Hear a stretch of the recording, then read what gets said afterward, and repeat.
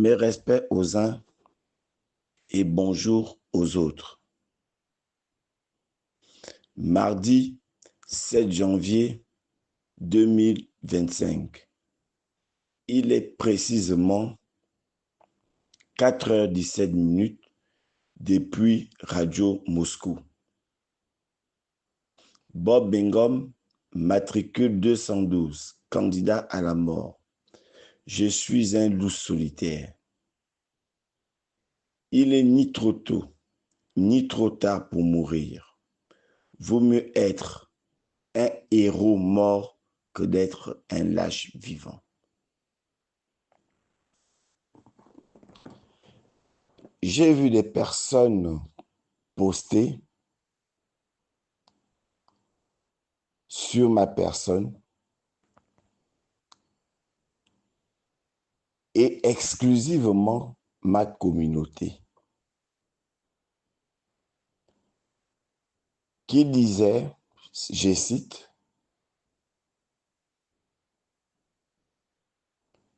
que le général Bingham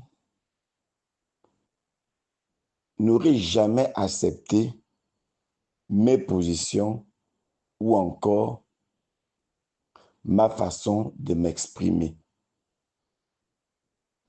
Et que la communauté Yengui me le reproche, et mieux la communauté Fang du Wellington, plus précisément OIM. Écrivez ça.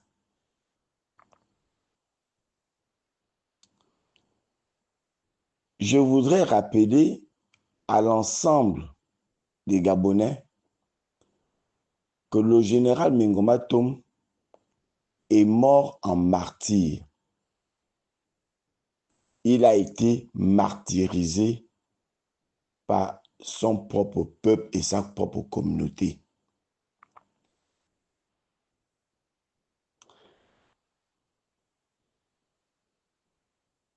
Il ne s'agit pas pour moi de venir parler sans des éléments de preuve sur ce que j'ai dit. Le général Mingo Tom, 5 mois avant de mourir, m'avait appelé en présence de Guy Patrick Ndobogo, qui est son cadet. Et ce dernier, encore des audios où il s'adresse à moi. Et là-dedans, il me fait savoir en tant que fils ses souffrances. Et il m'a demandé de faire écrire son histoire. Et je voulais le faire avant qu'il ne décède. Je ne pensais pas qu'il pouvait partir avant. J'ai contacté plusieurs personnes, écrivains ici au Gabon et hors du Gabon, pour écrire l'histoire du général Mingo Tom.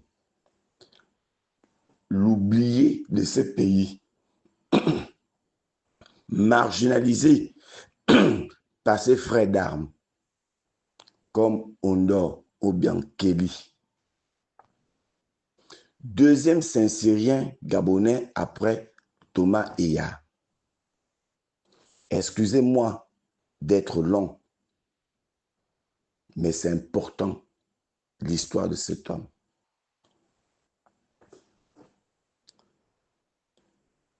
J'ai contacté beaucoup de mes frères activistes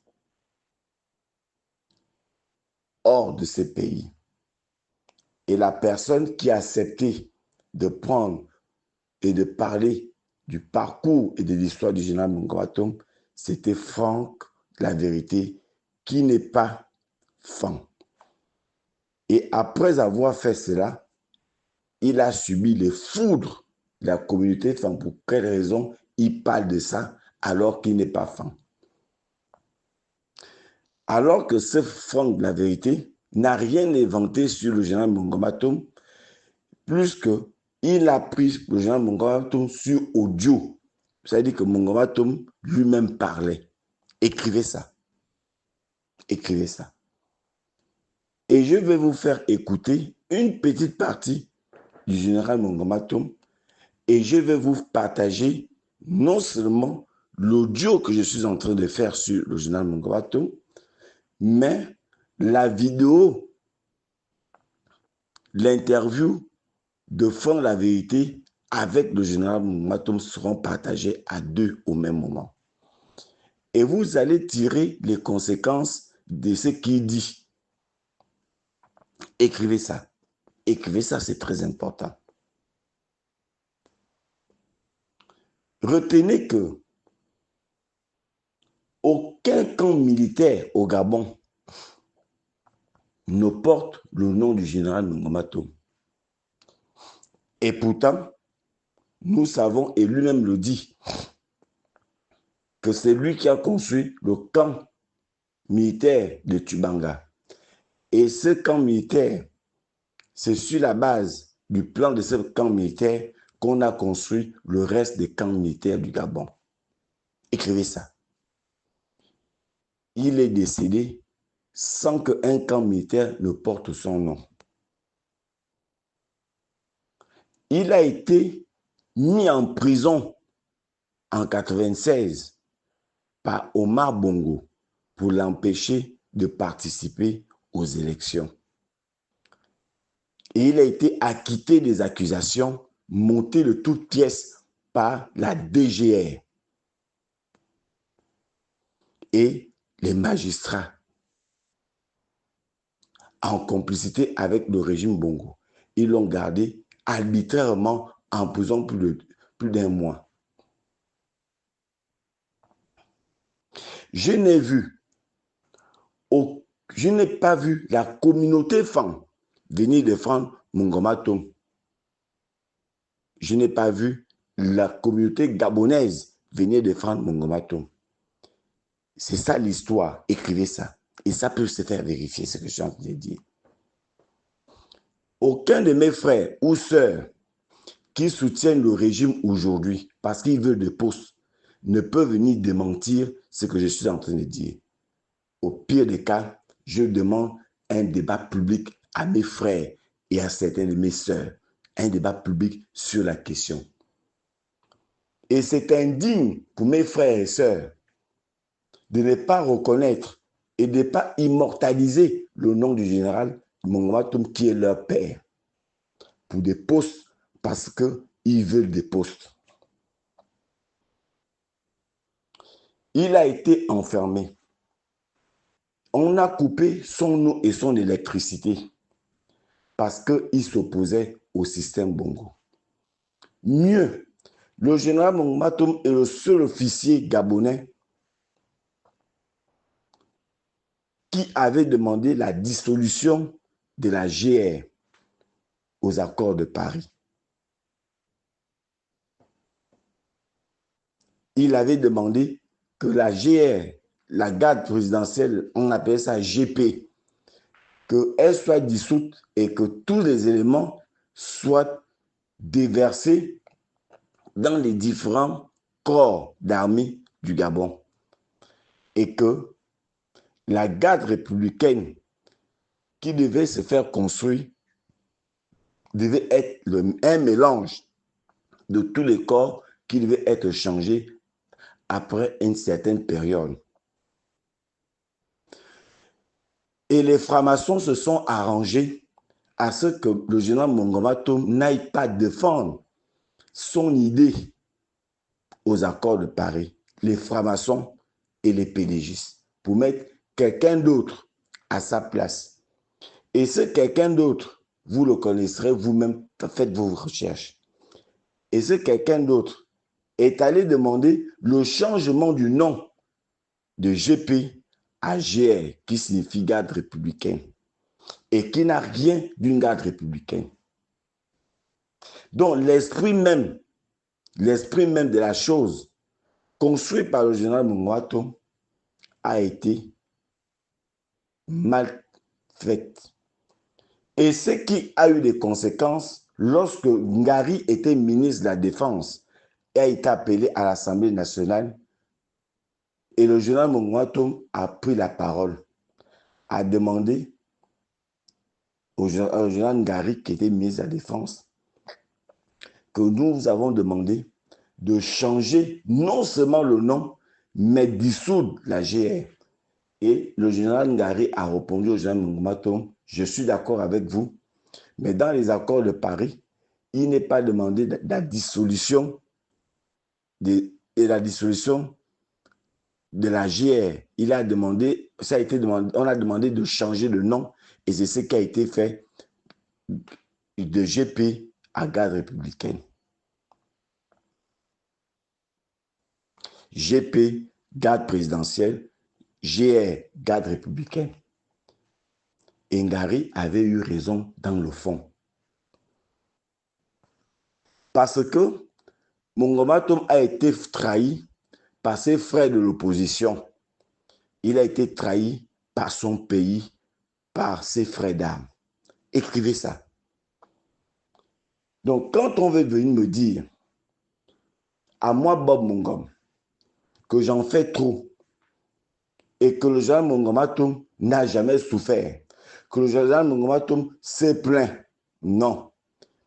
On a tué sa carrière politique. On a tué sa carrière militaire. On l'a martyrisé dans ce pays.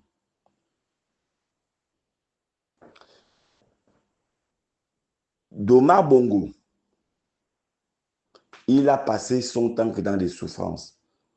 Il a créé sa propre société PN pour s'écarter de la politique, pour s'écarter de l'armée, pour s'écarter des gens qui ne l'aimaient pas. Le Congo, une banque congolaise lui a prêté de l'argent. Et l'État gabonais s'était porté garant. Et l'État gabonais lui aussi, et lui-même aussi a emprunté de l'argent à l'État gabonais. Bongo voulant être actionnaire absolument dans la PN, Ngomatom a refusé, ce qui a fait en sorte que Bongo tue la PN. Et tout le monde connaît cette histoire, même Lucifer. En dehors de sa communauté femme, qui veut raconter du gros n'importe quoi sur le général Ngomatom et avec la complicité de certains de ses enfants. Écrivez ça. Écrivez ça. À l'issue de ça, la société de Ngomatom est tombée. Il fallait qu'il rembourse le crédit.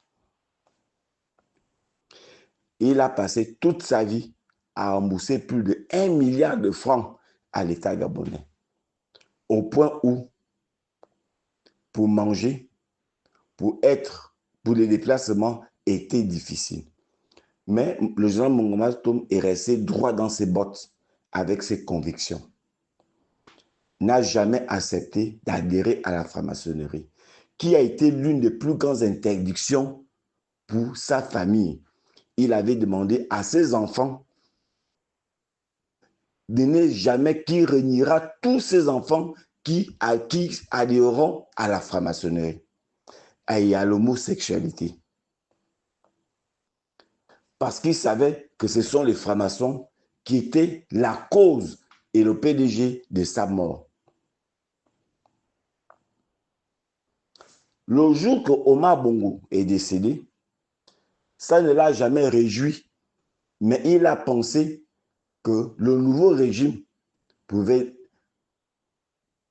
le comprendre. Ombobam a gagné les élections. Il a été actif pour la victoire d'Ombobam. Ombobam a été empoisonné. Ombobam a été tué. Le général Ngomatom avait demandé à la communauté femme de prendre le corps d'Ombobam, d'aller donner à Ali Ben de le manger. La même communauté. Et ça s'est passé à l'hôtel à Oyem et je suis contemporain. Je suis contemporain de cette histoire. Jean-Christophe ne peut pas nier ce que je suis en train de dire. Ben et Kourizok ne peut pas nier ce que je suis en train de dire.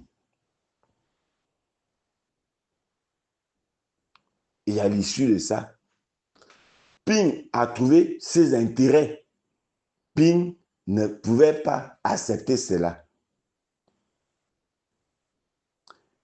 Il avait été bien décidé qu'à l'arrivée du corps de Mbobam, on prenait le corps, on l'amenait directement à la présidence. S'il fallait que Ali Ben tue, il devait nous tuer, nous tous. C'est pour cette raison que le corps de Mbobam a été bloqué plusieurs fois par le peuple gabonais. Et c'est la communauté femme qui a mis en braille la pensée et la position du général Mongamato. Et c'est comme ça que les francs-maçons, une fois de plus, et les homosexuels ont sauvé Ali Ben. Écrivez ça. Il faut écrire, c'est ça l'histoire du Gabon. Mbobam est décédé, est venu du tour de Ping. Ping avait oublié que ce qu'on a fait en Mbobam, lui aussi, il allait le vivre, mais sans être tué. Le général Mongamato, qui était celui qui avait demandé à la communauté femme de ne pas se présenter, avait demandé à la communauté femme de ne pas se présenter et de laisser Jean Ping. Dans sa pensée, il a dit à la communauté femme, comme on ne nous aime pas, ne nous présentons pas pour le moment. Il y a eu un deal qui s'est passé entre la communauté femme et Jean Ping, que Jean Ping devait avoir un mandat. Jean Ping est vivant, qui vient démentir ce que je suis en train de dire. Écrivez ça. Et je faisais partie l'une des personnes qui devait transporter les femmes de tout le Gabon et les amener, chez Irendon. Irendon est contemporain. C'est ce qui a fait en sorte que Irendon ne soit pas candidat. Oyemba, tout ce monde-là, le défunt Oyemba, il n'est plus contemporain parce qu'il est décédé. Et ça avait commencé chez Irendon. Et personne ne peut me dépoigner, ne peut venir dire le contraire de ce que j'ai dit. Au pire des cas, je demande un débat public là-dessus sur la question.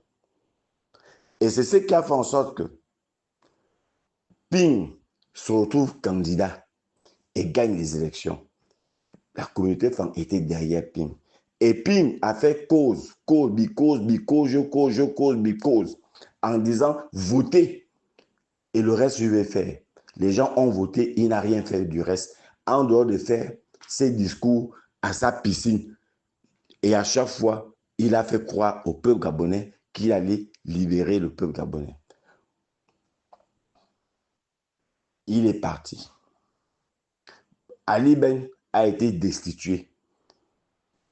Et quand Ali Ben est destitué, le général Mongom est fait, il est content. Pour quelle raison cette fois-ci le général Mongom est content? Non seulement on a enlevé Ali, mais c'est son fils, son sang direct qui est à la tête de l'État. C'est le prince de Béton. Donc il estime que les injustices qu'il a vécues dans ce pays seront réparées. C'est comme ça qu'il adresse une correspondance au prince de Béton. Il a remis à Jean-Christophe. Jean-Christophe a remis à François Epouta, qui est de nationalité d'origine camerounaise, qui est le chef de protocole du prince de Béton. Écrivez ça et allez vérifier. Et la lettre du général Mongom est restée dans les couloirs du palais. Jean-Christophe peut en témoigner. Il le sait parfaitement et parce que cette lettre existe quelque part. Il n'a jamais été reçu. Il voulait demander au prince de Béton, il voulait donner des idées pour comment reformer l'armée gabonaise. Et c'est la vision qu'il avait de ce pays. Mais le prince de Béton ne l'a jamais reçu. Mais il a reçu des généraux, mais il n'a jamais reçu le général Mongom. Allez-y vérifier si ce que j'ai dit est faux. Qu'on vienne m'arrêter si c'est faux. Et ensuite, le prince de Béton fait sa tournée dans le Gabon. C'est dans cet esprit que le père du prince de Béton va voir son aîné, ce qui est tout à fait normal. Parce que le général Mongom était le plus vieux de la communauté Yengun, qui est la tribu du père du prince, qui est la tribu du prince par la filiation de son père. Ils l'ont promis un véhicule pour qu'ils partent à OIM. Et ces négociations se sont faites en Goundje, je ne citerai pas chez qui. Et le général Mungom, malheureusement, n'a eu ni le véhicule, ni le chauffeur pour l'accompagner à OIM.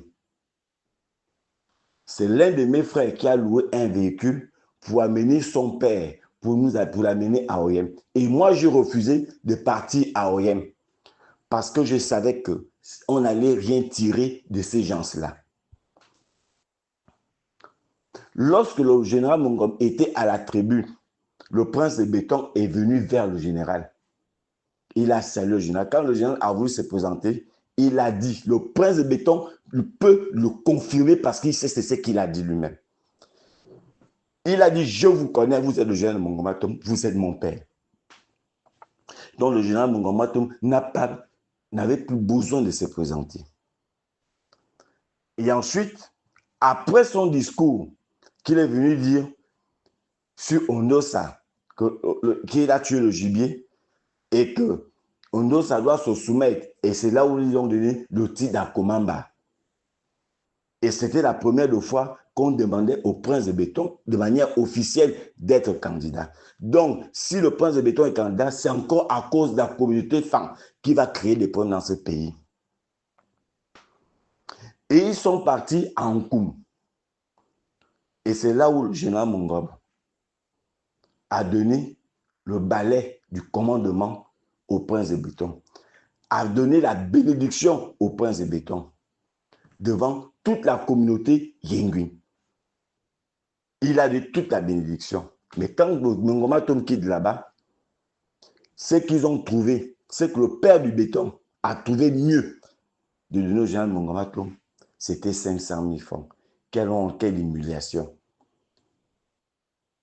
Et ce que je vous dis, et du montant, c'est parce que j'ai eu l'entretien avec le général Mungom Matom, qui est mon père. Et le prince de Béton ne l'a pas reçu de manière privée, ni même avec la communauté Yenguin. Il n'y a qu'à voir les photos où le général Mungom Matom est assis, où le prince est assis, où le père du prince est assis, où les frères du prince sont assis. Ça me dit long. Donc Mungom Matom, qui pensait que sa misère, sa souffrance allait terminer, ça a continué. Quand il est revenu meurtrier, déçu. Et il y a quelqu'un que j'avais pris contact et qui m'avait dit, je vais le faire rencontrer le prince de Béton. Et là, il devait le rencontrer un samedi à domicile. Le prince de Béton attendait. Le général Mungom Matom a attendu avec Fiston. Et ce que je peux vous demander, allez demander à Ndombro, Fiston. Il est aussi vivant. Il peut confirmer ce que je suis en train de dire. Ils attendaient le top. Ils attendaient qu'on vienne le chercher. Mais ils ne sont jamais venus chercher le général Mungom Matom. Mungom Matom a été déçu, meurtrier dans sa chair, que c'est la chair de sa chair qui le fait, qui puisse lui faire. C'est comme ça qu'il m'appelle. Moi, en tant qu'activiste, moi, en tant que son fils. Et quand il m'appelle, je m'en vais. Je suis accompagné de Guy Patrick Ndobogo. Si le net, il va vous le confirmer. Parce qu'il a enregistré. Il m'a chargé de parler de sa vie. Il m'a chargé, les audios existent, de parler de sa vie. De parler de sa souffrance. Et de trouver par tous les moyens des gens pour écrire son histoire. Il y a un philosophe au Gabon, je ne donnerai pas tout son nom, Ricky, il est professeur à l'université, qui avait dit qu'il allait écrire son histoire. Et d'autres personnes qui m'ont rassuré qu'ils allaient écrire l'histoire du général Mungom Matom, de la misère de général Mungom Matom. Et là, je vous dis 5 mois avant de mourir, j'ai pris contact avec Franck La Vérité. Franck La Vérité qui a pris la responsabilité et le risque de parler, non, de parler de l'histoire de Général Mongomatom, mais en plus de le prendre en interview, que je vais vous faire écouter une petite partie. Et ensuite, quand je vais publier cet audio, je vais la faire accompagner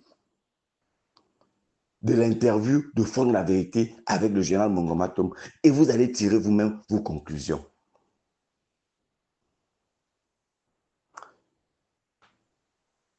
Franck La Vérité a terminé 5 mois plus tard.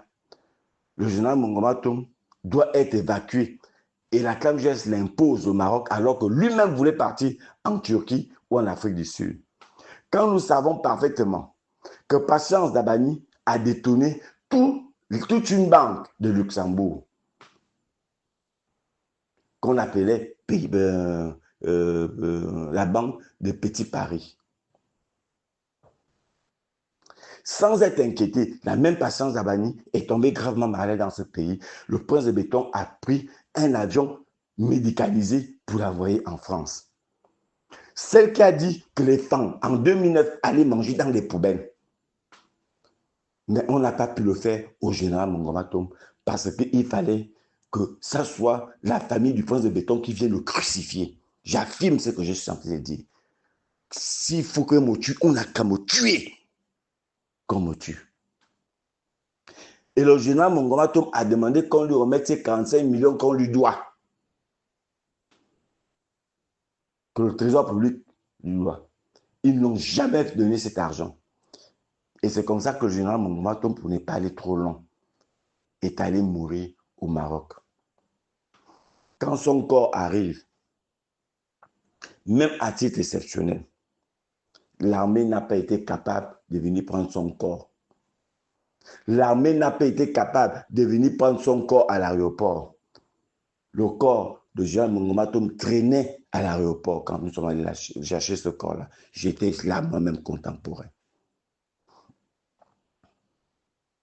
La force de pleurer, je ne l'avais plus.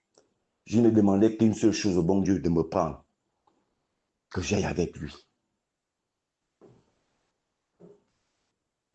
Et c'est la mise en scène quand on amène le corps à Baraka. Et même quand on amène le corps à Baraka, le prince de Béton, pour venir même honorer une dernière fois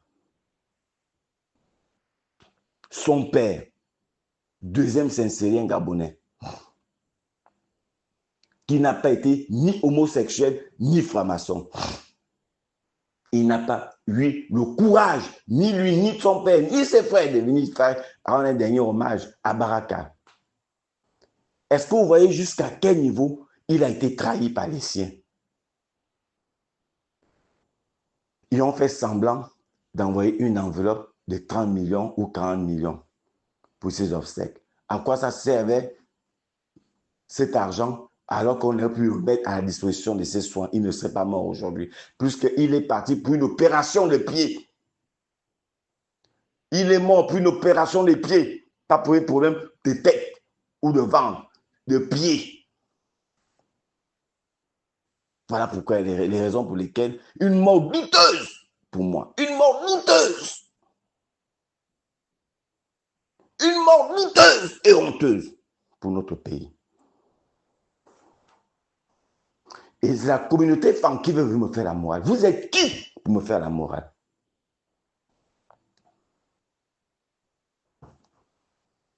Ils sont venus donner comme si nous étions des mendiants cet argent. Même Ping, qu'il a élevé très haut, n'a pas été capable de venir aux obsèques du général Mongo. Mimboto. J'en cite, ils sont plusieurs qui ont combattu avec lui, que je n'ai même pas vu une seule fois.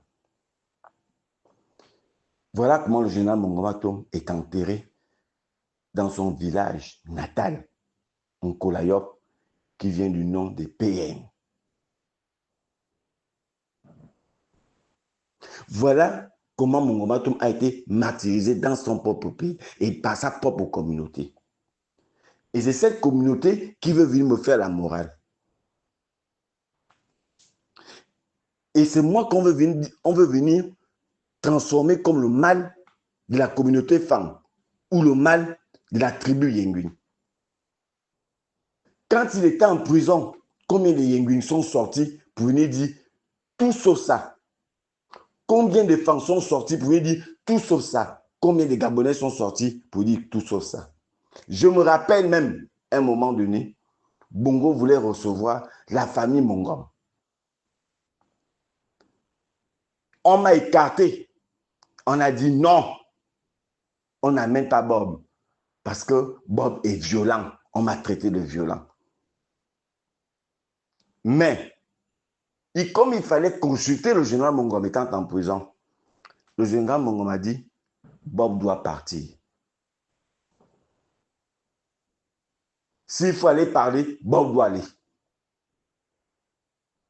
Et c'est comme ça que certains ont estimé que comme Bob doit partir par la recommandation de Mongom Atom, et Mongom Atom avait aussi donné la recommandation de ne pas aller baisser le pantalon. Et c'est comme ça que ça a été avorté. Que la famille Mongom, que mes frères, mes soeurs, ses frères viennent témoigner, viennent dire le contraire de ça. On m'a refusé de parler à Rio parce qu'on estimait que je suis violent. En quoi je suis violent? À cause de mes vérités. Parce que ma famille est toujours à la recherche des postes et non de la dignité. Et non au nom de l'éthique. Ma famille est toujours à la recherche des postes et non à la recherche de l'éthique et de la vérité. Comme a été leur papa. Et ce sont ceux-là qui veulent venir me parler. Je leur demande à ceux qui parlent, à ceux qui disent que si je parle encore, ils viendront sur la place publique. Je vous défie et je vais même vous frapper sur le plateau. Je dis vous frapper au point d'aller en prison pour vous. On parle de la vie d'un héros national et vous, pour vos intérêts, vous venez parler, vous venez blaguer. Je vous mets au défi. Répondez-moi une seule fois. Je vais vous rechercher dans l'Ibovie et je vais vous frapper. Pendant que je continue à dire qu'est-ce qui s'est passé réellement au Maroc. Vous venez parler vous venez parce que vous voulez protéger le prince. Vous venez parler au nom des Yenguin, au nom de la famille. Pendant que les gens n'ont pas encore fait leur deuil. Ils n'arrivent pas encore à croire que le général Mongom nous ait quittés et vous prenez ça avec beaucoup de légèreté. J'ai dit, la famille du prince fait partie des gens qui ont martyrisé Mongom Atom. La famille du prince font partie des gens qui ont fait en sorte que Mongom Atom meure. Parce que si on avait donné son argent, ou si on avait aussi pris un avion médicalisé, puisqu'on voit même, il y a des images où on voit comment Mongom Atom quitte le Gabon, mais sans savoir qu'il n'allait pas revenir, existe. Et vous venez parler de ça avec beaucoup de légèreté. Vous n'avez même pas honte qu'il s'agit de votre père, que c'est vous qui devez écrire l'histoire de votre père. Et vous, pour les postes, je parle de ses neveux et nièces et ses enfants. Pour des postes, vous vous prostituez et vous venez me parler. Et les Yenguin veulent venir me répondre.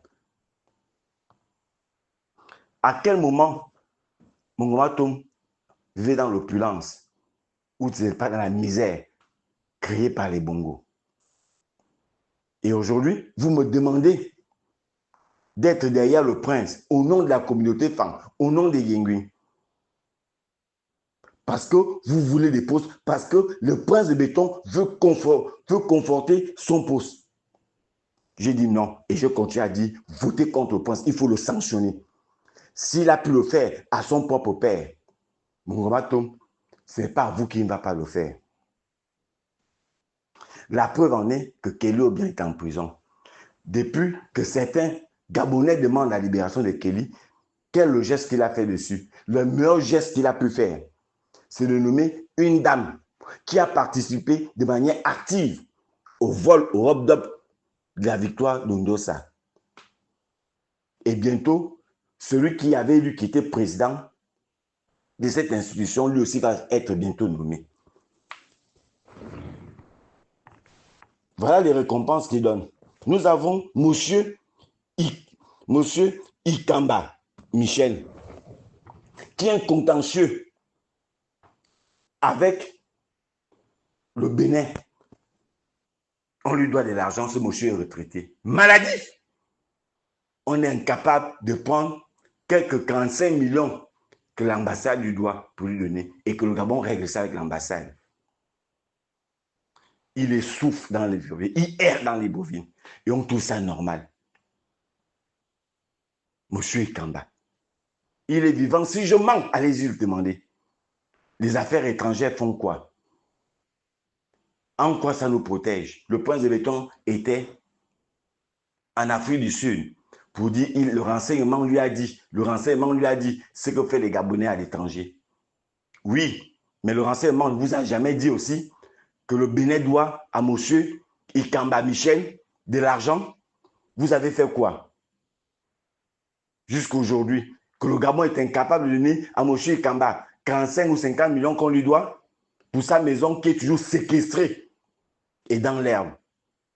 Et ce dossier est sur votre bureau. Vous l'avez réglé. Demandez au prince s'il a réglé. Et là aussi, vous allez dire que le prince ne peut pas tout faire. Et que ce sont les gens qui sont autour du prince qui sont toujours responsables. Mais le prince n'est jamais responsable pour vous. Pendant que monsieur Ikamba souffre et personne n'est gêné. Mais ça va vous rattraper un jour. Vous allez lire l'heure dans ce pays. Vous allez lire l'heure pour ce que vous avez fait au général Mongom, pour ce que vous faites au lieutenant Kelly qui se trouve en prison, pour ce que vous faites à monsieur Ikamba, Michel. Vous allez lire l'heure pour la souffrance que vous faites aux Gabonais. Les militaires milliardaires. Et on vient faire un conseil des ministres en urgence, un dimanche, en pensant que des mesures fortes allaient sortir de là. C'est pour venir nous raconter du gros n'importe quoi. Et vous pensez que moi, Bob Mongom, avec le peu de dignité qui me reste, je serai d'accord avec. Vous les femmes, ma communauté, on passe le temps à vous enlever des postes parce qu'on estime que vous êtes des voleurs. Mais citez-moi une seule personne de Ngoni qu'on a enlevé des postes, d'un poste parce qu'il a volé ou parce qu'il a mal géré. Il n'y en a pas. Et vous serez toujours les derniers. Et comme disait Léon-Ba, d'après ce que j'entends, qu'il avait dit au peuple femme, que vous m'avez trahi et vous allez en payer le prix. Et ce prix, vous allez payer ce prix-là. Vous n'avez pas encore souffert.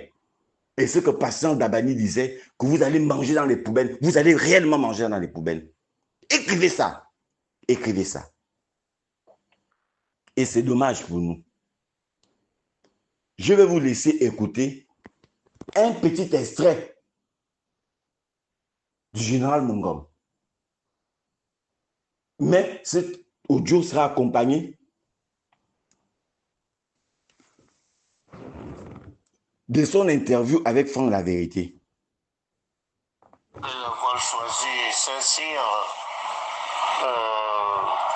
mon prof de philo qui était en même temps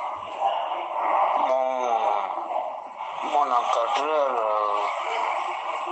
moral, il n'était pas content. Il se disait, mais un garçon comme toi, gentil, modéré, comment tu peux aller choisir une carrière militaire? Tu aurais pu être professeur de maths ou quelque chose de ce genre.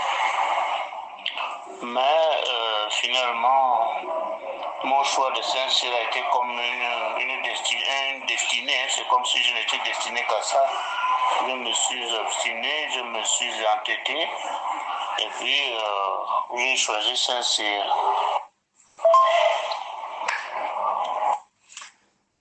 On continue. Maintenant, quatrième question. Alors, la question est la suivante, pour que vous compreniez le déroulé. Quels étaient vos objectifs en aspiration en tant que militaire? Voici la réponse qu'il me donne. Objectifs et aspirations en tant que militaire. Eh bien, mes aspirations, en fait, j'ai voulu je voulais éprouver et développer mes attitudes de commandement. Je voulais vaincre ma timidité. J'ai pensé aussi que l'armée ferait de moi un chef, un leader. Dans l'histoire, quand on voit le rôle des militaires, on sent que ce sont des hommes qui ont montré qu'ils étaient des leaders. C'était un peu ça mon aspiration. Je voulais être leader comme Eisenhower, comme De Gaulle, comme Napoléon, etc. Donc je me suis dit, en allant dans l'armée, j'allais développer mes capacités de chef. Voilà comment je me retrouve dans l'armée.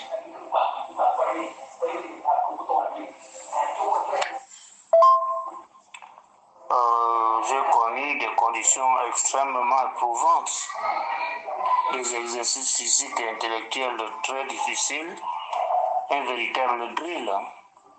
Beaucoup de discipline, beaucoup de compétition, beaucoup de défis à lever, un style de vie très rude.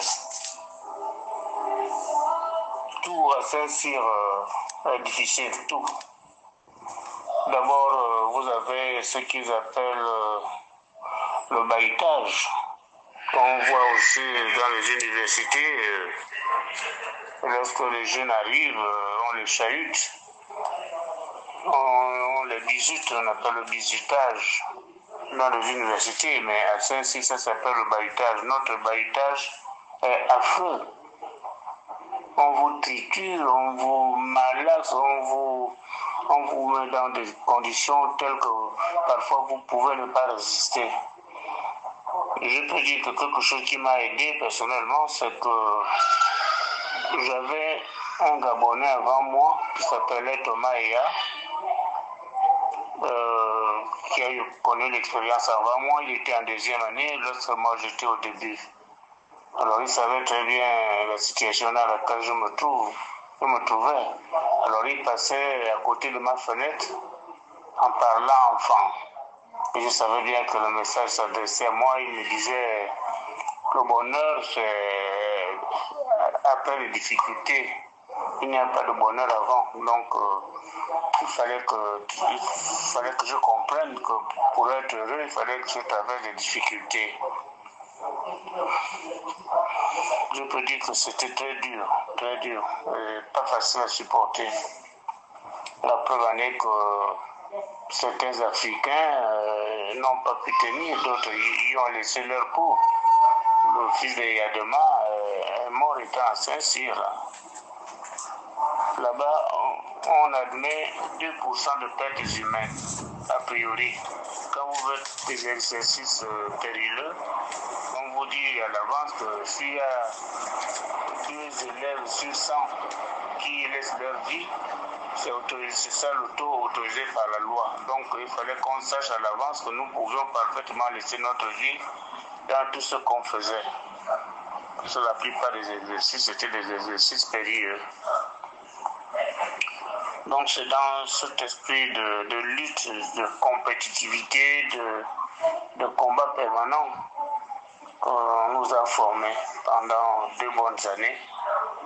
Après, nous sommes sortis et on est allé à l'école d'application.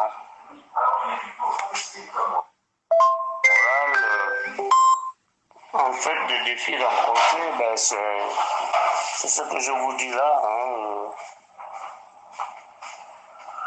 La difficulté, il fallait surmonter toutes les difficultés rencontrées.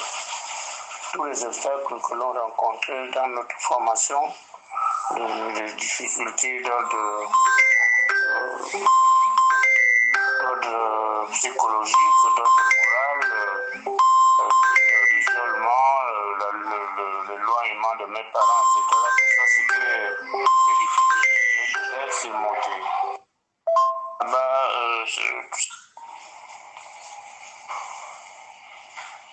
Rôle et responsabilités dans différentes étapes de la carrière.